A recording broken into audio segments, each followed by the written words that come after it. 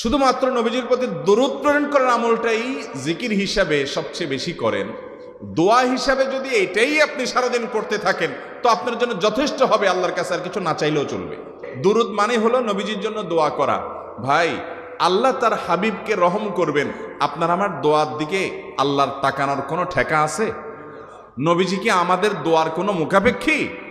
কিন্তু আমরা তার জন্য দোয়া করলে ওই চান্সে আল্লাহ তাআলা আমাদের প্রতি অনুগ্রহ করবেন। একবার না, আপনি নবীজির প্রতি একবার রহমতের দোয়া করবেন, একবার দুরূদ পাঠ করবেন, মান সাল্লা আলাইয়া মাররাতান সাল্লাল্লাহু আলাইহি আশারা।